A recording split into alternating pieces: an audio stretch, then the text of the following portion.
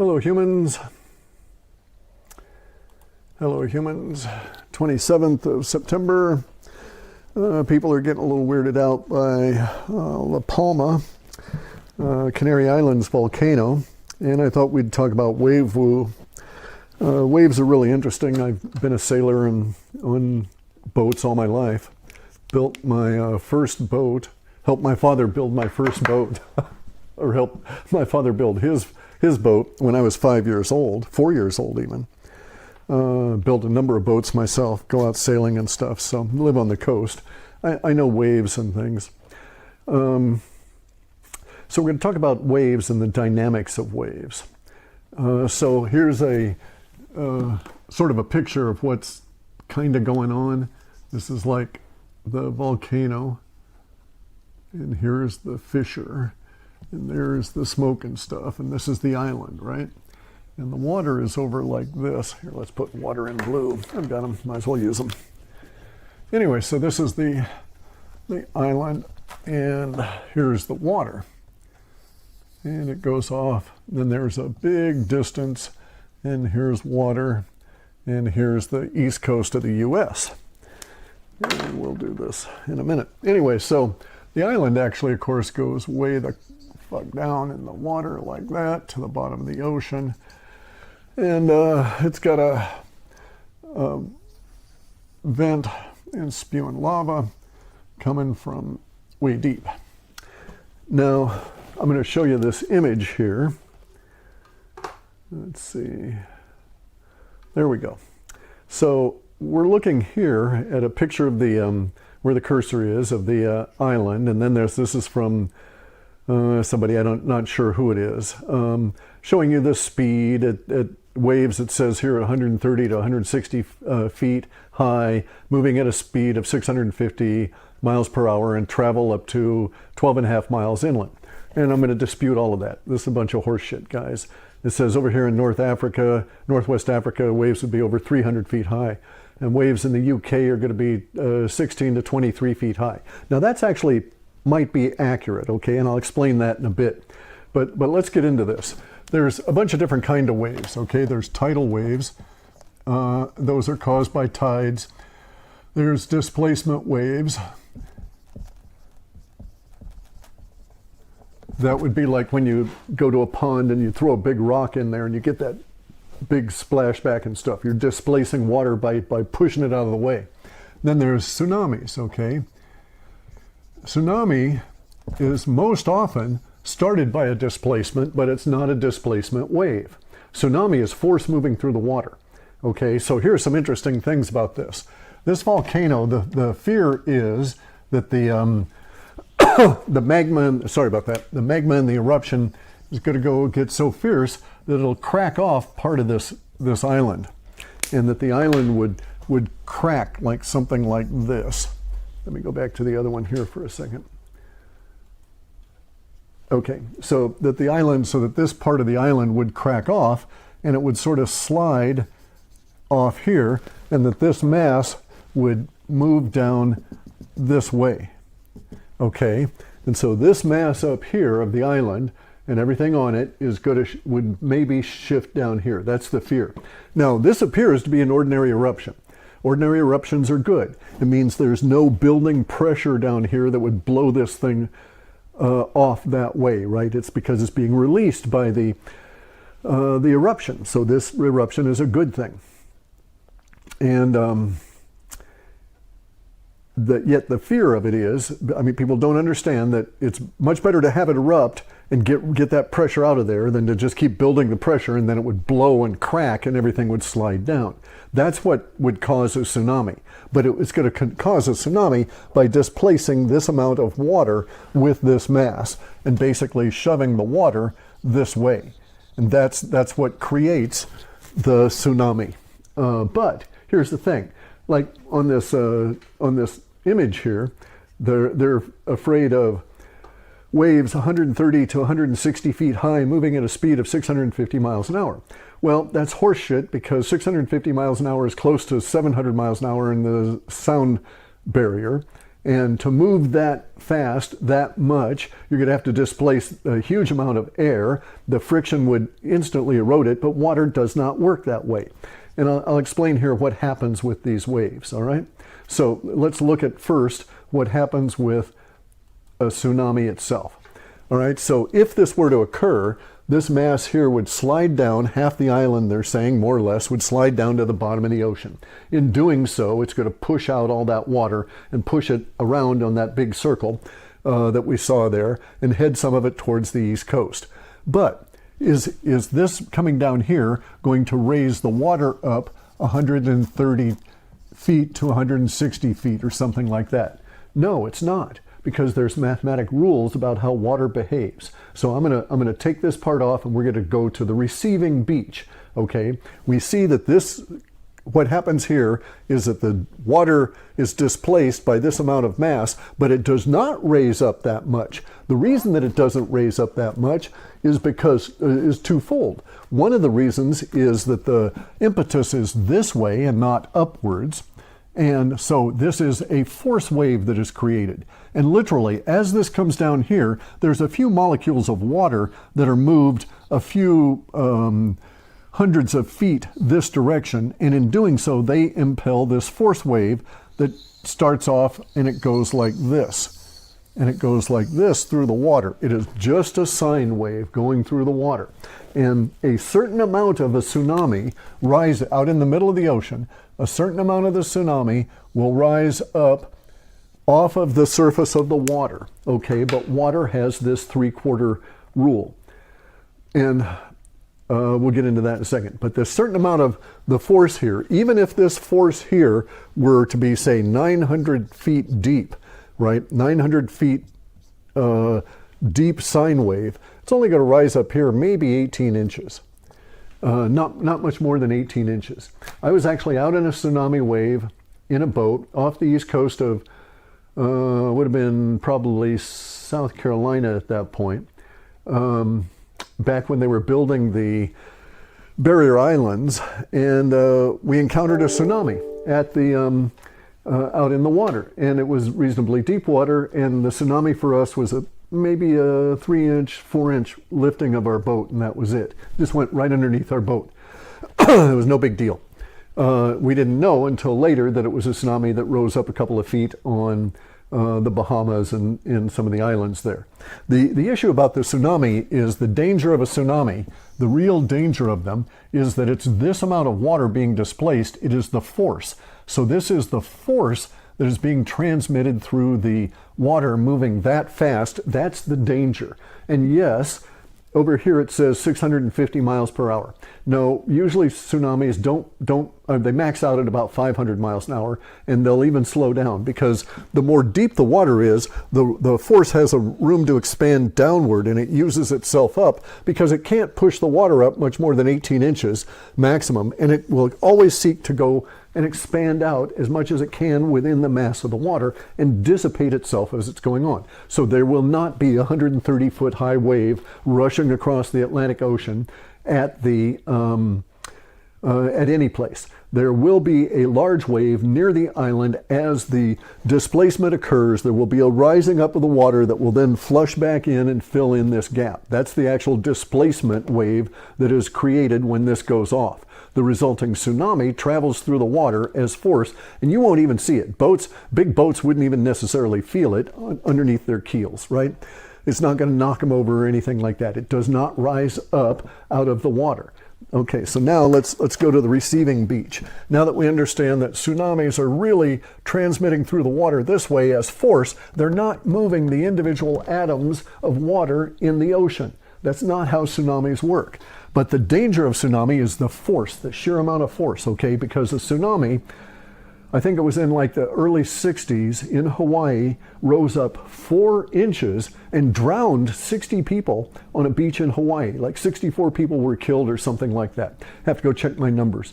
But it was just a little tiny tsunami. But the thing about a tsunami is all that force keeps coming. So it was only 4 inches high, crawled up the beach only 4 inches, but these people were trapped up against a cliff. And as that tsunami kept coming up on the beach. They couldn't get away from it, and the water kept piling up around them and knocked them over and drowned them, even though it really, at their area, rose up barely 4 feet. But they couldn't get away from the force of it all, and the force just crushed them, and they drowned in it. But as it crawled up the beach, it was only 4 or 5 inches high.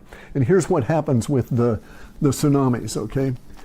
So I'll get this out of here. All right, so over on the East Coast, it is true that a tsunami can run up inland 30 or 40 miles if it's got a river there. And that's because the tsunami is traveling up the river and actually traveling through the water and moving the water in the river up further into the river through this force wave that comes on up. So it has that natural channel. Can a tsunami climb up huge amounts of height and rush into inland? No. Here's what happens with tsunamis and stuff. There's many different kinds of beaches, okay? But we're going to look at basically 2 different kinds of beaches. We're going to look at the steep beach, all right? And then so this would be the water down here. And this is a steep beach that rises on up, and then you've got dunes and stuff back up in here.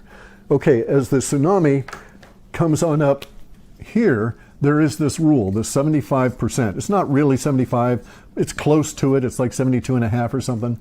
But you've got the water out here, and as the force wave rolls through it, it comes on up here, and as we can see, when it starts hitting the beach, it starts becoming constrained, okay? So just like it's in a bathtub or something, if you're pushing on water, pushing it down onto the bottom of the bathtub, it will rise up on that edge. And that's what happens. As the force wave comes down here, it starts moving this amount of water up, starts trying to lift this water up. The force wave will come on up.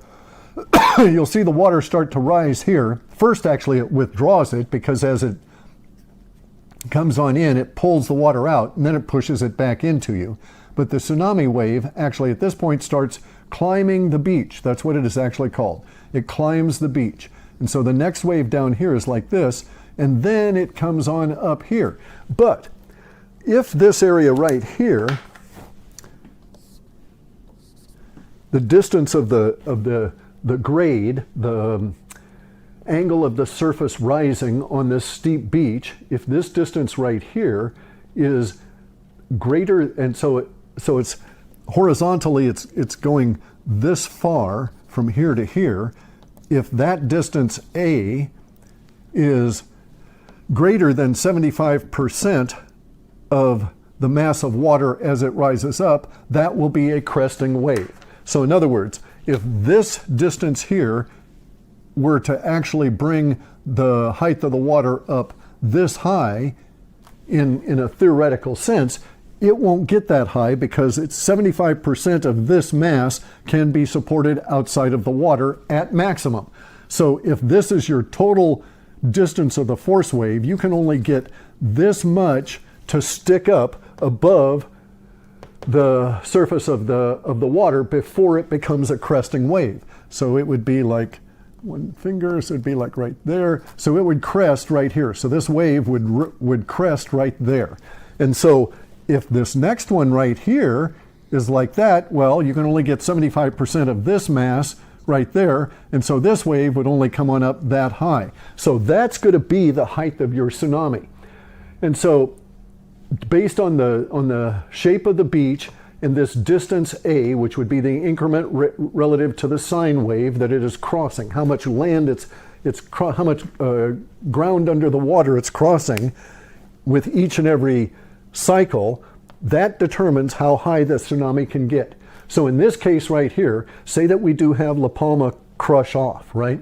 And you live on the East Coast, but you've got a steep beach. That is, you've got blue water down here at say 25 or 30 feet, right? Out from the edge of the beach. So you can swim out 30 feet, and then it is much deeper than 30 feet out at 30 feet distance. If you've got that kind of a steep beach, then La Palma might be able to produce a tsunami. Well, theoretically, a steep beach like this can never produce the height of a wave. This will be the highest kind of a wave you can get is on a steep, short run beach into land like this. And so you would get the maximum force of the wave here, and you might be able to get 80 feet high, okay? But here's the thing. So that would be an 80-foot high wave, and that would be exceptional. That would be very exceptional. Most tsunamis will never, ever, ever, when they come up on land, get over 40 feet, because this area right here and the way in which land and moving up the water erodes the force. Tsunamis at this stage keep coming, they keep coming, but because this mass just keeps coming and coming for maybe 30 minutes, 40 minutes, 20 minutes, an hour even, can even be very large, could be an hour. And so you just got to keep getting inundated with water. But every single one of these force lines, as they come through the water up here, even though this is all frothy, will have this same effect. So in this particular kind of a shape of a beach, it would be very hard to see that this would rise up, say, much more than 10 feet off of the beach up here where we would have houses and stuff based on this steep of a run. Now, most beaches are not this kind of steep. This is very unusual, right? But this is what it takes to get a very tall tsunami. And so you'll see these very rare tall tsunamis in places where you have this kind of a configuration. Usually those will be river deltas that have like that are like fjords, like the Bay of Bundy up in Canada up there, and some of these areas. You get these sort of fjord river basins that are rock that will support this kind of action, and they'll raise very tall waves, but never more than 80 feet. Now, most tsunamis are in the 40-foot or lower category. So you never get a 160-foot wave. You're never going to get a 300-foot wave that's going to overtop a city. Miami is safe. It's not going to get, well, Miami is not necessarily safe. Florida isn't safe, but it's never going to get giant wave from a tsunami that would overtop it. If a meteor came down close enough to Miami, you could get a displacement wave that would overtop Miami, but it would have to be fucking close. And it'd have to be giant and big. So we're not facing that kind of thing here. We're facing a regular eruption that probably won't cause this mountain to split. If it does split, it will be a slide, which will produce a displacement and not, or a tsunami by way of a displacement, but it won't be a propulsive displacement. And so we'll get this kind of an effect on the waves. Now, if you live on the more normal kind of beaches, which are a little bit flatter, you get this other effect, okay? And that is this. So the kind of beach I live on, so my house is up here. It's a little house up here like this. This cliff here is 155 feet. And then I got a long,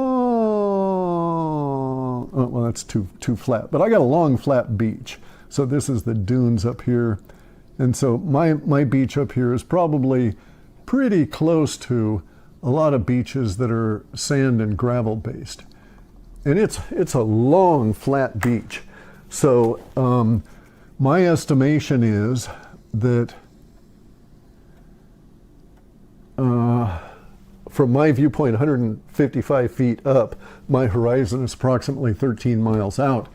And at 13 miles out, I suspect that maybe we're talking 100 feet deep. Maybe. It's very shallow. So it's really flat up here. So anyway, in this kind of scenario, even if out here it went very, very steep, as the force wave from the volcano would come down and expand, come down, and then starts becoming constrained, it's going to start trying to rise up here. And from my viewpoint up here, what I would see would be the water raising up out here in the far distance and crashing, and then raising and crashing, and then raising and crashing, and then raising and crashing. Because here, it's going to have to crash in a much smaller distance than this, because as it runs this way, it's going to go like that. It'll raise it up, and it'll basically be continually crashing tsunami wave here, because the beach is so shallow that 75% of the force wave at this point, with that depth of beach, would be 8 feet maybe, right? So for me, I would get at most maybe a 4-foot or an 8-foot tsunami that would be dissipating itself furiously as it climbed up the beach. because it would climb up rapidly here, but then this area here would degrade based on that 75% rule. That's just because water is slippery and it falls around itself, so you can lift up a certain mass and then that's it. And so it's 75% of this distance here is basically, so wherever you are in relation to this area right here, you can only get 75% of this distance rising up here. Now maybe on your beach that 75% represents, that this distance here is 20 feet, and that 75% over here, 15 feet translated to you, is like enough to drown your ass, especially since this is continuing and it's going to trap you up against these cliffs. And it's going to try and climb up the cliffs here, but it won't make it just simply because the water can't support itself. It can't really do that. So tsunamis are deadly, they're terrible, they can drown people, they're destructive as hell, but they don't overtop cities and stuff. Now, the problem is really that they do like going up rivers. So if this volcano were to go sliding and half of it go slide off, then we would find that all of the river basins all along the east coast of the United States, all along Britain, all of Europe, Africa, all of these river basins would potentially be conduits to funnel that mass of water up them, and that could travel some considerable distance. So it's not unheard of to have tsunamis go 100 miles up a river basin. If you've got navigable water deep enough in that river, it'll travel up there as far as it possibly can. And it'll raise water up on the sides of the river, just like I was showing here. Instead of hitting it in the front face, it'll just keep pushing it up on the sides of the river and can overflow and flood areas, and you get salt marshes. We have an area here called the Ghost Forest. The area I live in has been hit by a major tsunami in the 1700s that sent a tsunami all the way across the Pacific to hit Japan. And when it hit Japan, it was like a 10-foot tsunami, and it was very deadly and killed lots of people because there was just no warning at all from them because it was as a result of a volcano here. But that tsunami in the 1700s on my coastline, the back tsunami, which is what Africa and even the Canary Islands would face, that back tsunami here created what's known as the Chehalis Ghost Forest. The salt water came in so far up a river area that it overtopped all of the rivers, and the salt was just laid there and it killed all these trees. The tsunami killed the trees, and then the salt also did it. And it's just this weird salt marsh with all these dead old growth cedars and spruce, giant damn trees. And you can go paddle your kayak through there, and it's spooky and it's really interesting. But so, and that was like maybe 15 miles in. So there's evidence of it going up the river 15 miles. Most of the damage is on the coast with the Ghost Forest. But it was a considerable amount of area that hundreds of acres that got inundated just off this one river. And of course it hits all the rivers around. So this is not to be taken lightly, but there's no indication that there's building pressure that would force that section of the island to move. There's no way for anybody to know how it would crack as to where.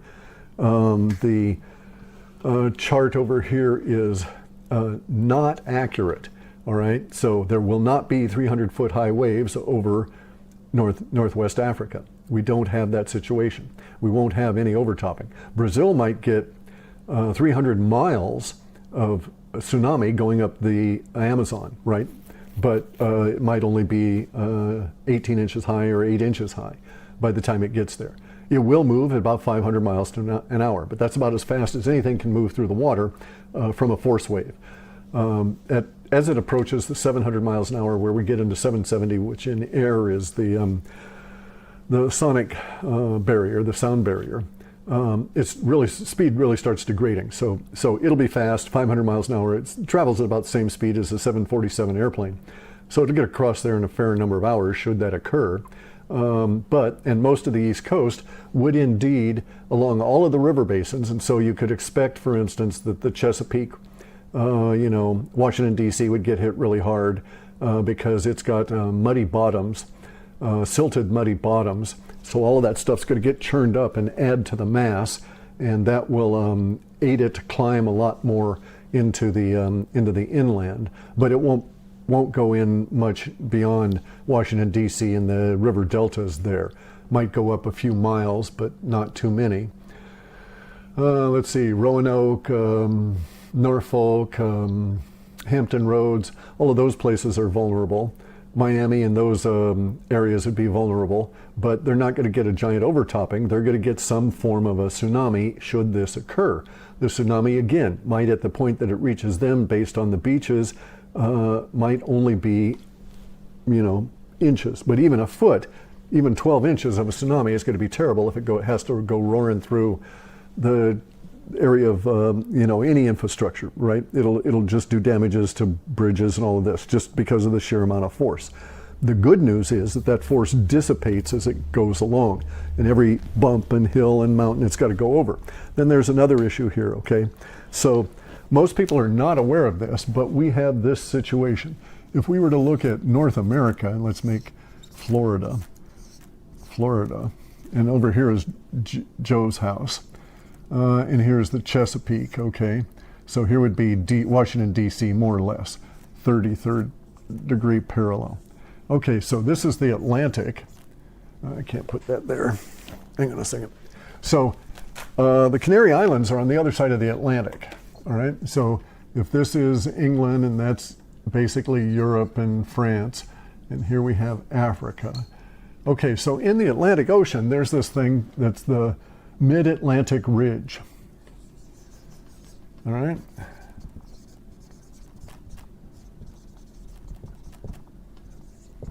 And it's really not a Mid-Atlantic Ridge. It is a giant mountain range.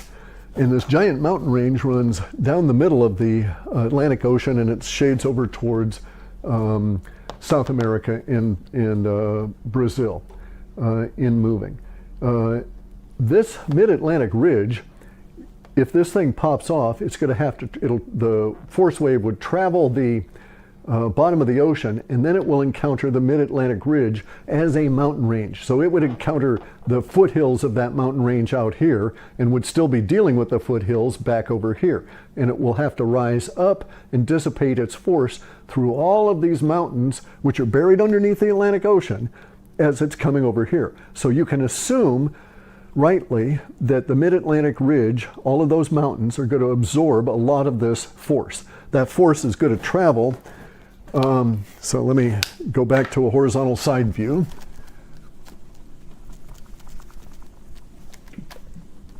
All right. So here's the top of the ocean. Here's the Mid-Atlantic Ridge Mountains.